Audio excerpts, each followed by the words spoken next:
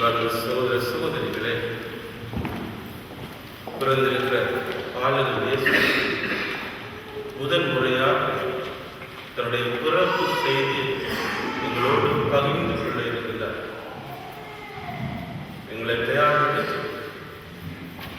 ஒரு கணம் கண்களை மூடி முதன் முறையாக அவர் எங்களுக்கு தரப்போகிற செய்தி எதுவாக எங்களுக்கு இருக்க வேண்டும் என்று அவரிடம் கண்களை மூடுவோம். அவர் கொடுக்க போற முதல் செய்தி, அவருடைய பிறப்பு செய்தி எங்களுக்கு எதுவாக இருக்க வேண்டும் என்று அவரிடம் மன்றாடிக்கொள்ளும்.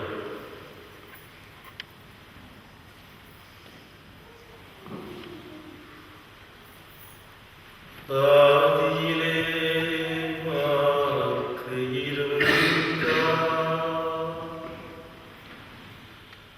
அவ்வாக்கு கடவுளோடு இருந்தார்,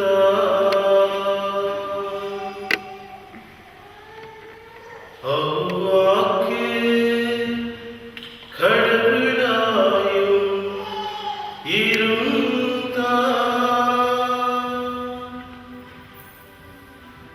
அவ்வாக்கிலே உயிர்கள் அனைத்தும் தோன்றின,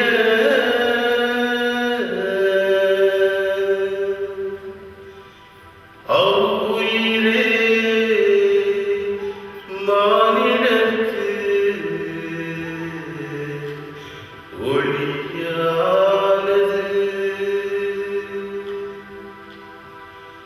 அவ்வொளியிலே அனைவரும் சங்கமம், அவ்வாக்கிலே அனைவரும் சங்கமம்,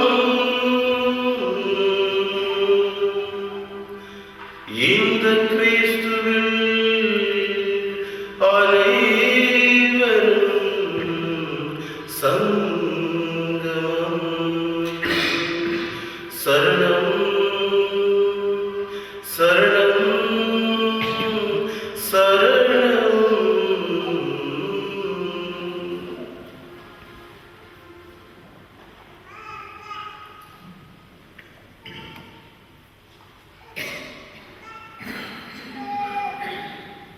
கிறிஸ்துவுக்குள் அன்பார்ந்த சகோதர சகோதரிகளே,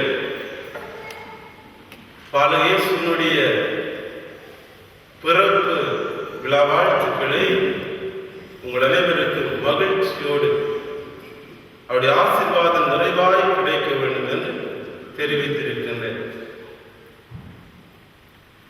ஏன் நாங்கள் கிறிஸ்து பாலகனுடைய பிறப்பு விழாவினை கொண்டாட வேண்டும்?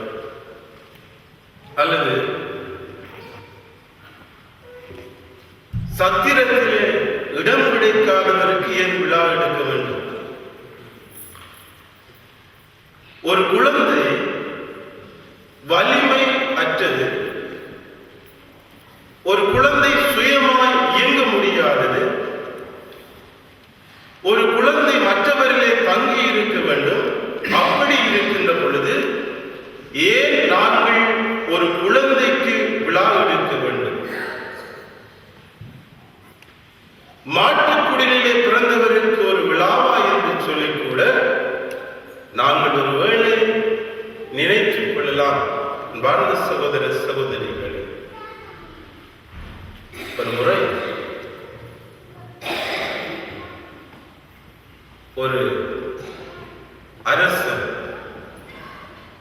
தன்னுடைய மந்திரியிடம் அடிக்கடி கேள்வி கேட்டுக் கொள்வாராம். மந்திரியாரே, நம்மை படைத்த கடவுள் ஒரு குழந்தையாக இந்த உலகத்திலே பிறந்ததாய் சொல்லுகின்றார்கள். அவர் குழந்தையாய் பிறந்து நம்மை மீட்க வந்ததாய் பேசிக் கொள்ளுகின்றார்கள். நம்மை படைத்த கடவுள் இவ்வளவு பெரியவர், ஒரு வார்த்தை சொல்ல இந்த உலகத்தை உண்டு பண்ணியவர், ஒரு வார்த்தையினால் ஏன் இந்த உலகத்தை மீட்டிருக்க கூடாது?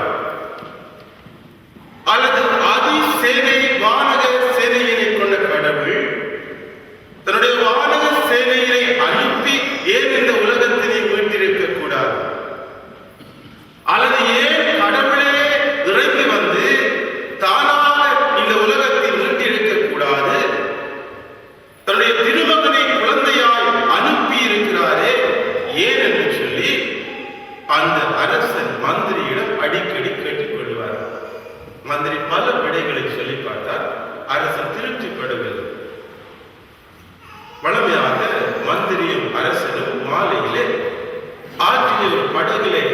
சென்று தன்னுடைய பொழுதை கழித்துக் கொள்வது வழக்கம்.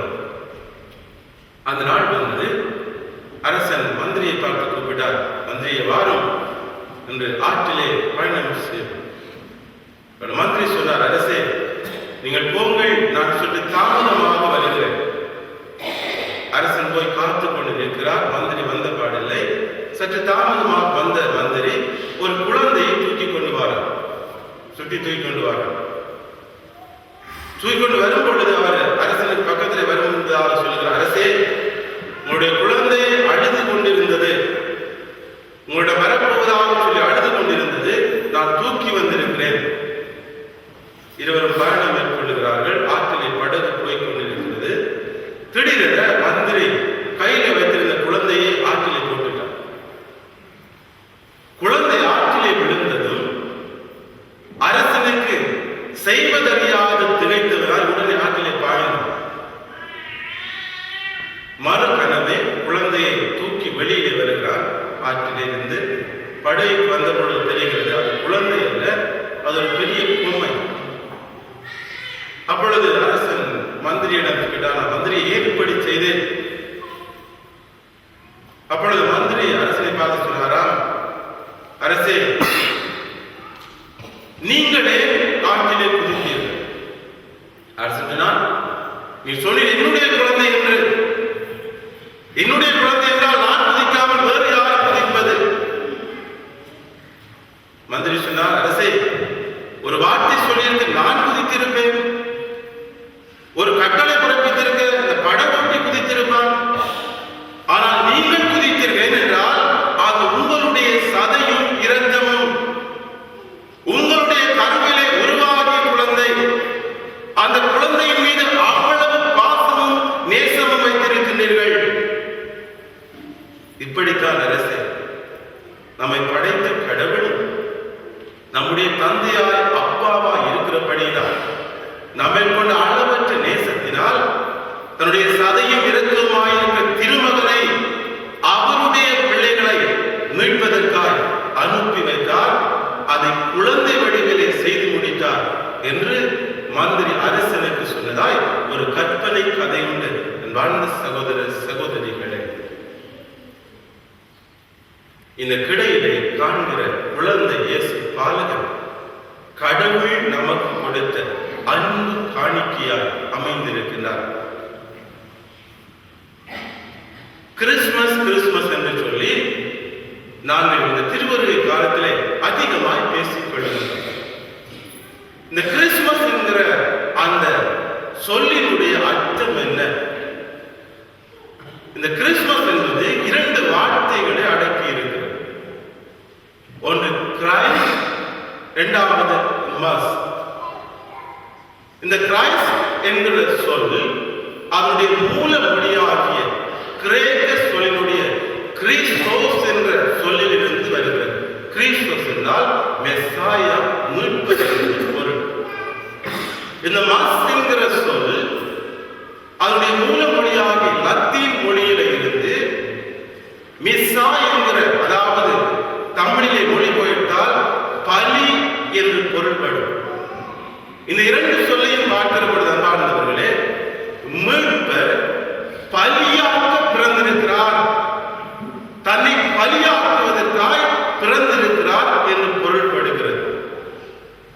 கடவுள் நம்மை கொண்ட அளவற்ற அன்பினால் நமக்காக தன்னுடைய திருமகனை இந்த பாலக உருவிலே, இந்த கிடையிலே நம்மை கொண்ட அளவற்ற அன்பினால் நமக்காய் பலியாக்குவதற்காய் பிறந்த ஒருத்தரை தான் இந்த மாடலை குடிலே குழந்தை வடிவிலே நாங்கள் பார்க்கின்றோம்.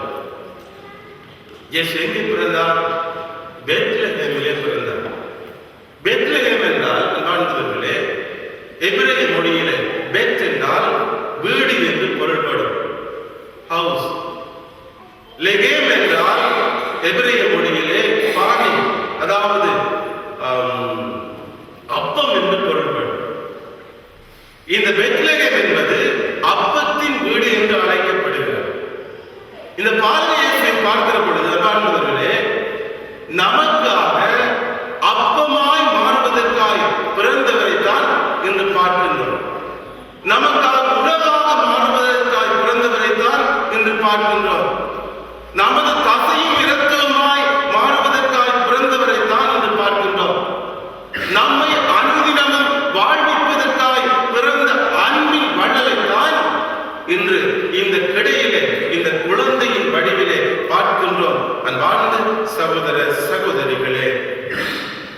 தீத்துவிற்கு எழுதிய நிருபம் அதிகாரம் 2 திருவார்த்தை 13 தூய பவுல் அழகாக சொல்லுவார், கிறிஸ்துவினுடைய பிறப்பினிலே மனித நேயம் ஊற்றெடுத்தது என்று.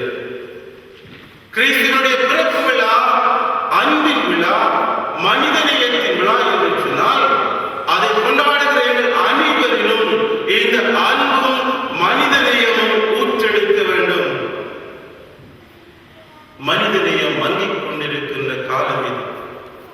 அதிகப்படியான ஆசைகள், அடுத்தவர் பற்றிய அக்கறை இல்லாத சுயநலம், பொதுநலம் என்றால் ஒதுங்கிக் கொள்ளுகின்ற புத்திசாலித்தனம் வலிந்து மனிதர்கள் இன்று ஆணவத்தை அடிப்படையாக கொண்டு அலைவதிலே அவர்கள் கழுதைகளாகவும், தந்திரத்திலே நரிகளாகவும், தன்னலத்திலே புலிகளாகவும் வாழ்ந்து சக மனிதர்களை மனிதநேயமின்றி வீழ்த்துவதையும், சக மனிதர்களை அன்பற்றவர்களாய் நடத்துவதையும், சக மனிதர்களை அழிந்து வாழ்வதையும், சக மனிதர்களுடைய வாழ்வை கெடுப்பதையும் இன்று எங்கள் மத்தியிலும் நாங்கள் கண்டு கொண்டிருக்கின்றோம்.